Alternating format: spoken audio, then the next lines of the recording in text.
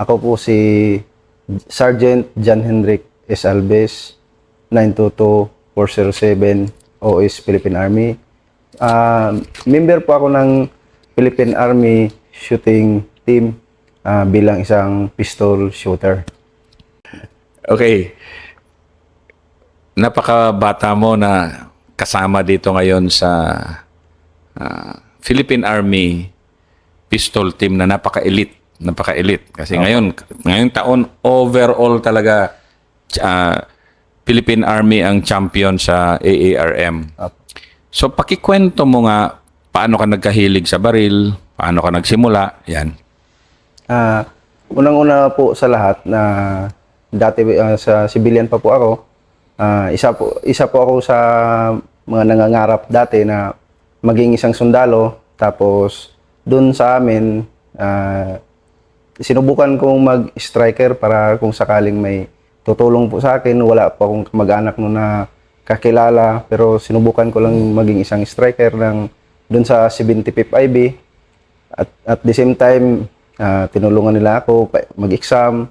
Then napunta po ako ng Finance Center noong 2014 na nag-striker. Then doon na po ako nakapasok sa Finance Center, Philippine Army. Then pagka-graduate ko ng training noong 2015, CS pa po lang kami noon. May nag-conduct po sa TRADOC ng PAMAE, Philippine Army Marksmanship Assessment Evaluation. Tinuruan po kami ni General Cristino ng pumutok. Nag-selection po kami, lahat ng mga nag-expert.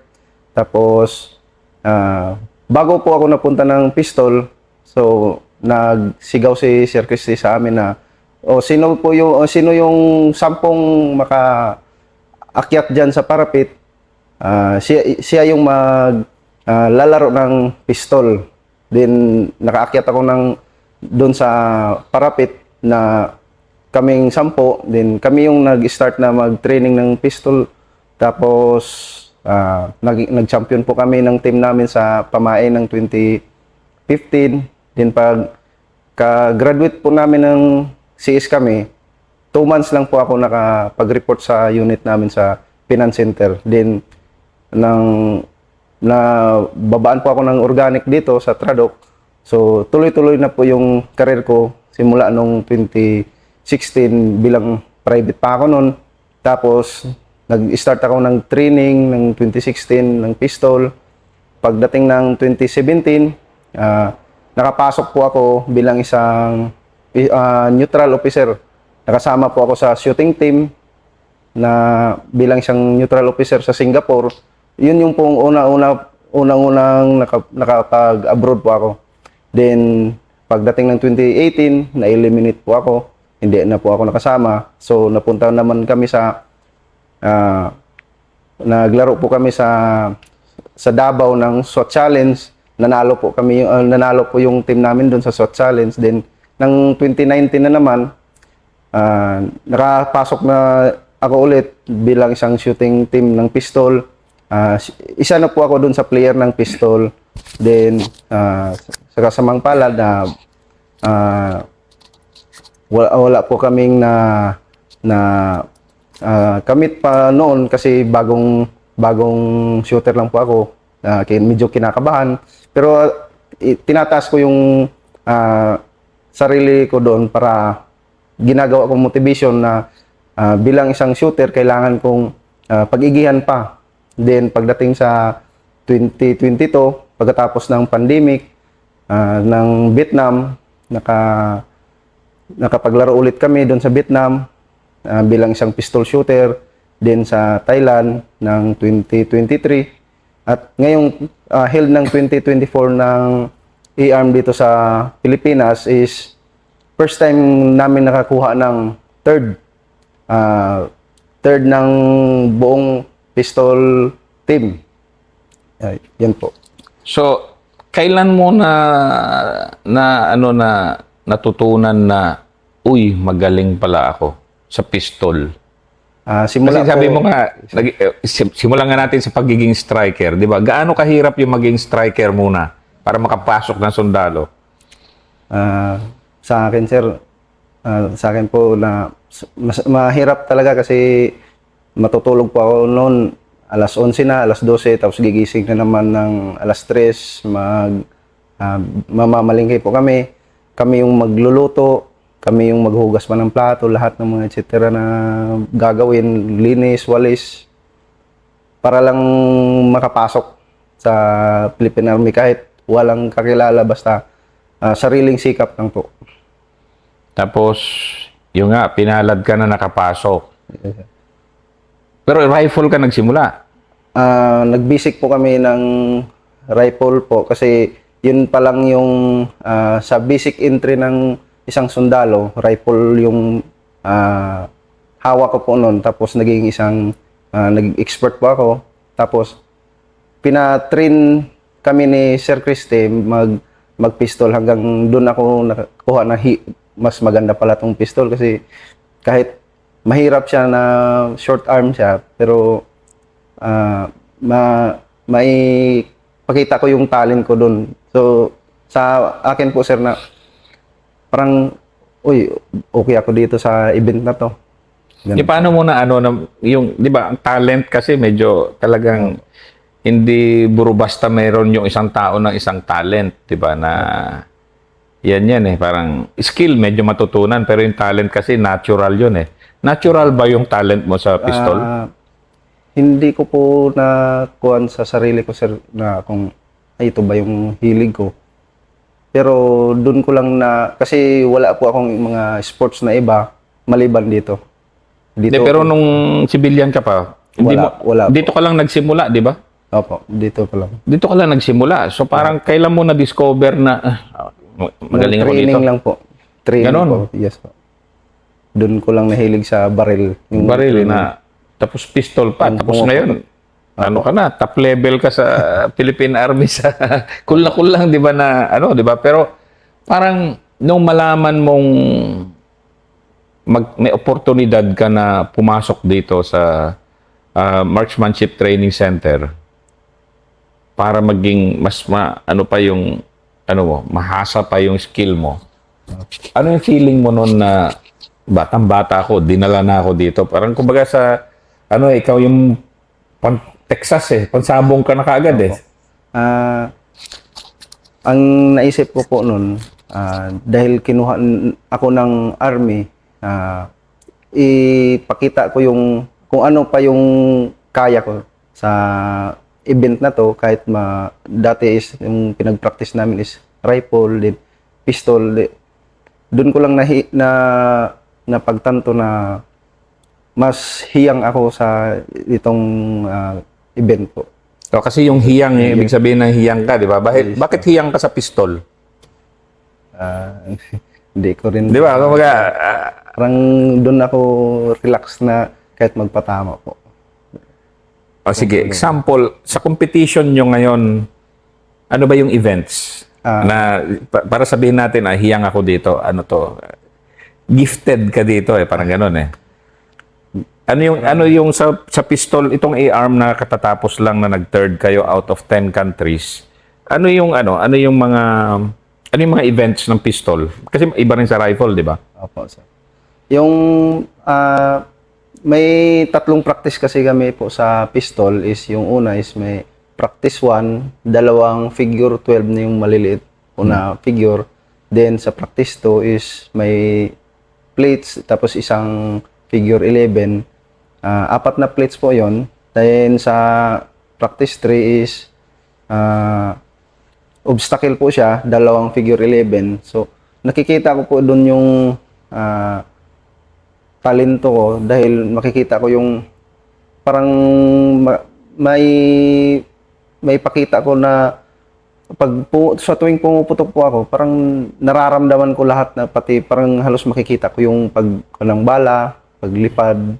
Nandun ka sa level na gano'n na halos pagkalabit mo halos yung bala, pil mo na parang hinahatid siya doon, pero kahit although na kinakabahan dahil isang competition na international siya na ASEAN, andun yung kaba dahil sa match pressure, pero kontrolado ko siya kasi pil ko yung kasi hindi man din ako sasalang dyan na hindi nag-practice. Kailangan buong buong loob ko talaga na ipapakita ko yung kung ano yung kaya ko para hindi lang ako makuha sa sarili ko na pag nag-perform ako doon, pag nagkamali is parang masisisi ko yung sarili ko. Is pinakita ko talaga yung buong loob kong kaya ko na sa the rest na isang taon ng practice hanggang sa competition, maipakita ko yung galing ko, sir.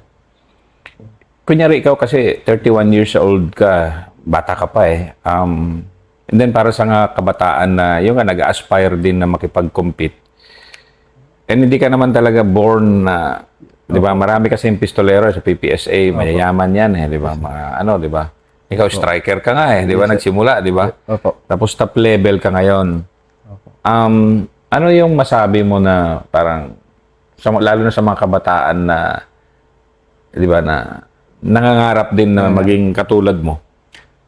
Masasabi ko lang po sa kanila na isundan lang nila yung pangarap nila kasi wala man taong pinanganak kagad na magaling.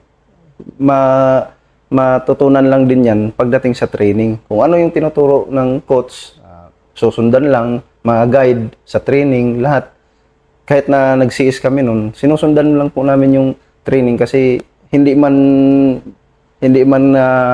sa pagpasok namin bilang civilian sa training is alam namin yung gagawin is blind pa lang kami. Mas maganda yung sinasabi nila na pumasok ka sa isang bagay na wala ka pang alam kaysa pumasok ka na may alam ka agad, parang mahirap ka na kaagad sumunod.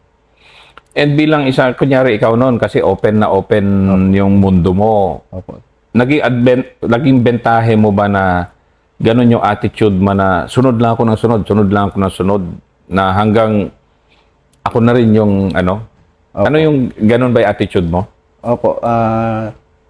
Kinukuha ko lang po yung magagandang bagay na makakatulong po sa akin. Kahit simula sa civilian po ako, meron man mga times na may pangit na mga advice pero kinukuha ko lang yun na yung mga magagandang bagay, yung napupulot ko sa ibang tao na ito gawin mo ganyan. Tapos sa training o pag kayo tumanda or kayo maging isang sundalo na or kayo maging isang senior or sa training, paano nyo i-guide yung mga bagong entries. So, dahil sa amin, sir, kahit sa akin, bago pa lang akong shooter, lahat ng lumalapit din sa akin, sir, sinishare ko din yung sarili ko kung ano yung alam ko at para may turo ko sa kanila or may makatulong din ako kung ano yung kakayahan ko lang na meron ako, sir. But importante sa iyo na tinuturo mo rin yung skill mo sa iba na tao. Hindi lang sundalo to, di ba? Bakit importante sa iyo na i-share mo yung ganun? Kasi sa akin, sir, hindi ko lang ipagdamot yung talento ko kasi natututo lang din ako sa mga ibang tao na nagturo din sa amin kasi para ma-guide din sila kung paano sila gumamit ng pistol. Ganyan sa amin, pistol. Hindi, ang pistol kasi, sir, kung sa akin lang, is yan yung pinakamahirap i-train or ipatama, sir, kasi short barrel lang siya, maliit na pistol.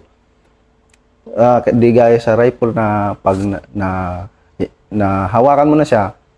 Pero ang rifle naman, sir, is hindi naman siya ganun kadali. Mahirap din siya, pero mas mahirap yung sa pistol kasi pag nagalaw yung trigger is sasama na din po yung lahat ng parts niya na sa barrel or sa sight alignment. Kung nagalaw na yung paghila mo ng trigger, apektado na din talaga yung sight system, sir. Yung sa rifle kasi may 400 meters Yes, sila, sir. Yes, takbo 400 meters. Yung sa pistol, paano? Pumuputok po kami, sir, na 20 meters, then mayroong obstacle kami, sir, na 25 meters. Yung 25 meters na yun, sir, sa obstacle is may poste siya, may wall, tapos may prone, sir, tapos dadaan kami sa gulong, may strong hand.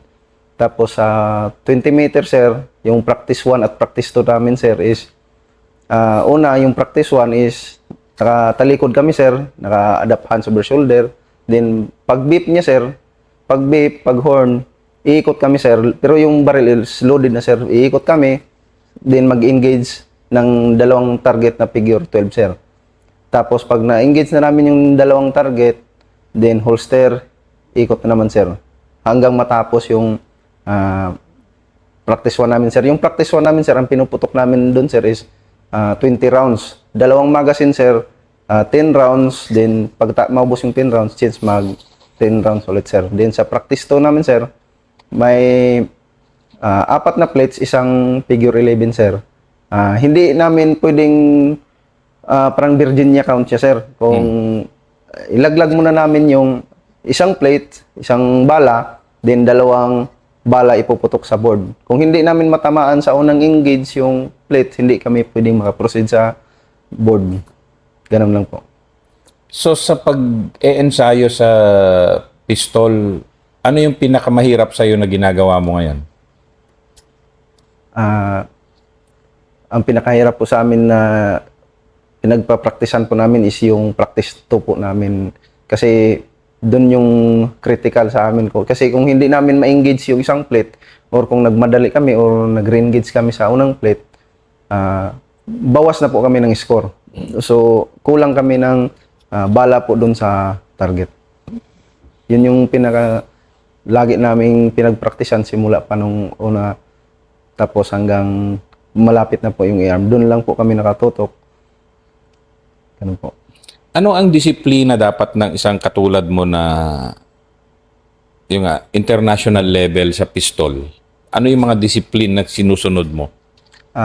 Ang disiplina po namin, hindi po kami, bawal po kami magbisyo, sigarilyo, inom, bawal din po.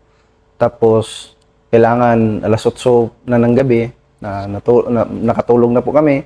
Tapos gising ng umaga, alas 4, prepare na, ligo, bihis, kain. Then dapat pagdating ng alas 5, tapos ng exercise namin, proceed na kagad sa range. Tapos practice na kung pagdating ng mga time na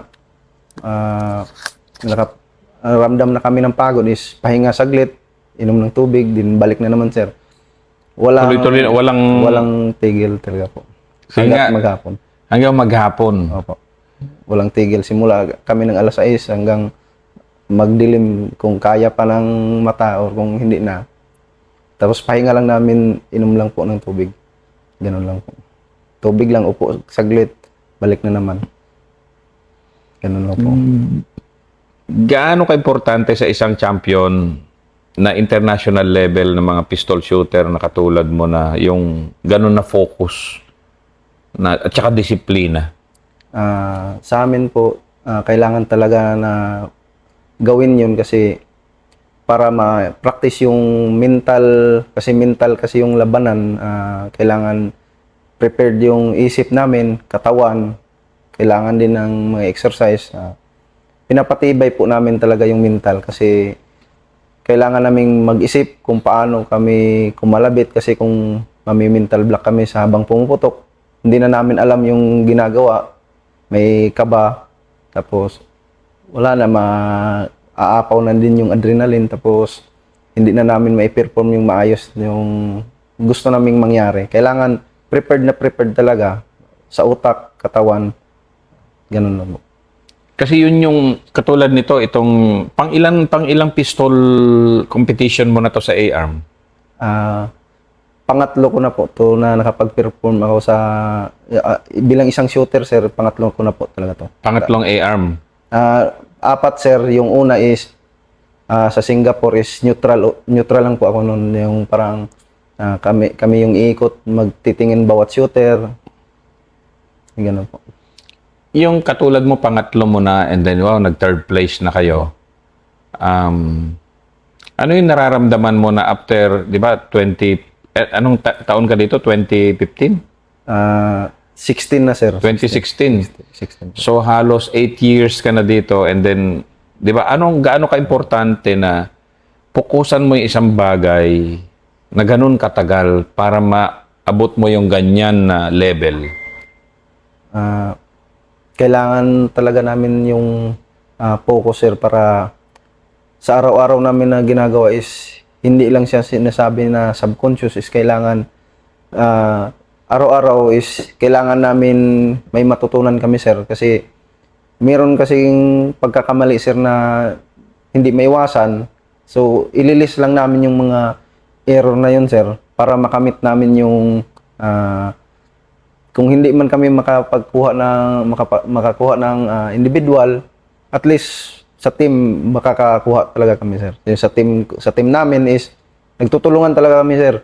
Kahit na although minsan nahihirapan, pag gaya sa akin, pag ako hirap na yung nagkaka-error ako, tatanungin ko yung kasama ko na ano nga yung kailangan natin gagawin dito, kasi parang nakakalimutan ko na may nakakaligtaan ako, kasi kahit araw-araw namin yan ginagawa, hindi namin maiwasan yung may nakakalimutan, may nakakaligtaan, kasi sa fundamentals is kailangan ma-perform siya, pero meron time na nalalaktawan dahil sa sobrang focus mo sa isang bagay na gusto mong mangyari, is doon na nagkaka-error, kasi parang takot ka na magkamali. Parang ayaw mo, hindi ka na nagkakamali, parang takot ka na humila ng trigger.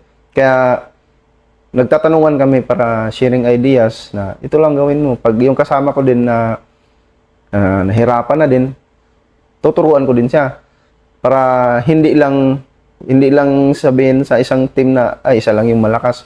Kailangan mo ding tulungan yung kasama mo para lahat is malakas, para kung meron man sa isa sa amin na maka-individual is bonus na lang. Gaano ka-importante yung ganon na pagtutulungan katulad nyo na ito ngayon, itong kayo, gaano ka-importante na nagtutulungan talaga yung isang team? Sobrang importante sa amin, sir, kasi sa team namin is kami kasi yung pinaka-critical sa lahat ng event namin, na kahit sa kanila is meron nakakakuha ibang team sa amin na individual, is sa amin pinapakita namin, sir, na kaya talaga namin, kahit although na lahat kami is hirap na hirap, kailangan namin yung guide ng coach namin.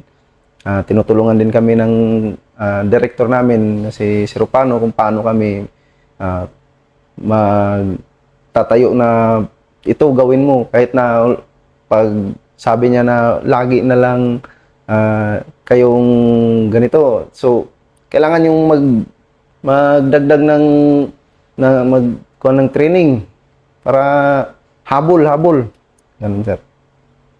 And habol talaga hanggang di ba, perfection talaga, no? Opo. Kasi kung hindi namin gagawin yon, hindi sa tulong ng coach namin o kay director namin, hindi namin makuha yung third place. Para lang magampanan namin yung mga performance ngayon, is kailangan talaga namin na double kayod. Sabi pa nga nila is mag-Kobe Bryant. So, katulad mo ngayon, sige, third place. Siyempre, ang isang champion naman, hindi lang kontento sa third place, di ba?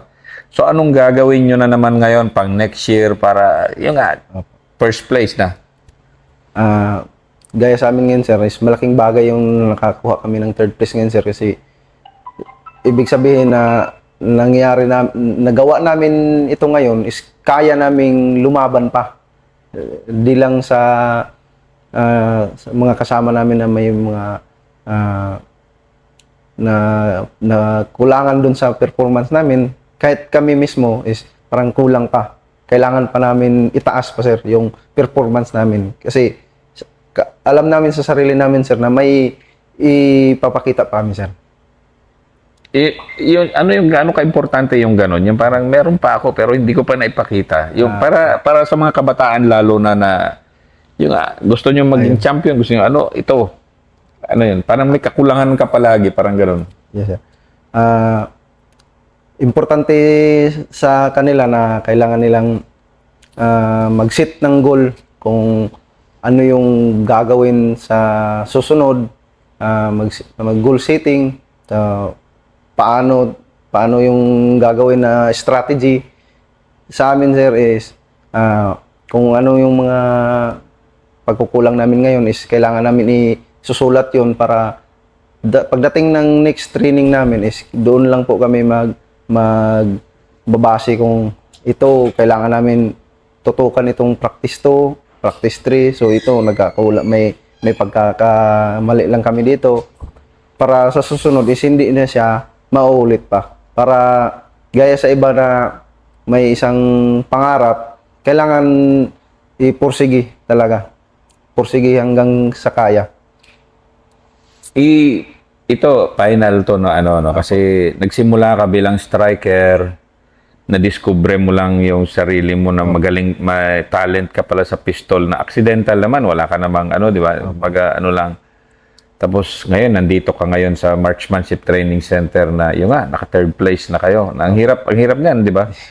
So para sa mga gusto rin magsundalo or para sa mga kabataan na yung ako striker ako dati, mahirap yung buhay ko. Yung iba, anong masabi mo ngayon sa mga kabataan actually?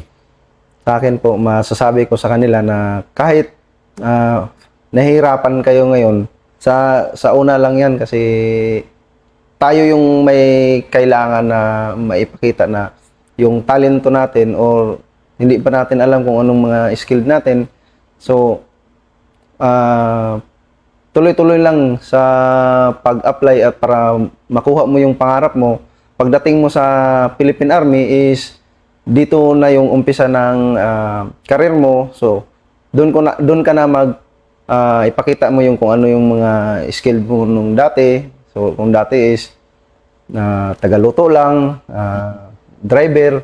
So, kailangan may skilled ka na iba para hindi lang isa, dalawang skilled. So,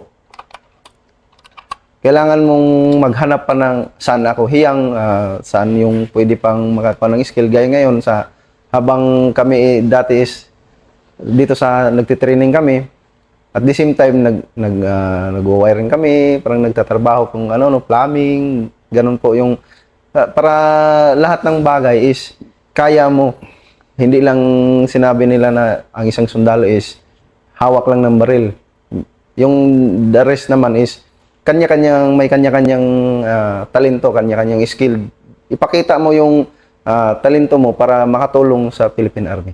Hindi kasi, di ba, pumasok ka sa Philippine Army, hindi mo naman alam kung anong skill mo, anong talent mo, di ba? Opo. And then may mga kabataan kasi ngayon na parang nawawala din sa landas ko minsan dahil ano nga bang gagawin ko sa buhay. So, ano bang ginawa mo talaga? Sige lang, di ba? Kasi kasi meron ka na ngayong tinatahak na landas eh. Yung mga kabataan kasi minsan na iba, hindi pa alam. Anong ginawa mo para matumbok mo talaga tong landas mo na to? Yung ginawa ko po dati, para nakuha ko itong yung pagiging isang sundalo, kailangan desidido ka kung ano yung pinasok mo na career o serbisyo. Kasi marami naman dyan sa labas na sinasabi nila na ito, okay lang naman magganito. Yan, sabi nila pag nagsundalo ka is gira-gira na kagad. Dito ko lang napagtanto yung pagiging isang sundalo na hindi lang nasa field. Gaya sa amin na una, isang alam ko is infantry lang lagi.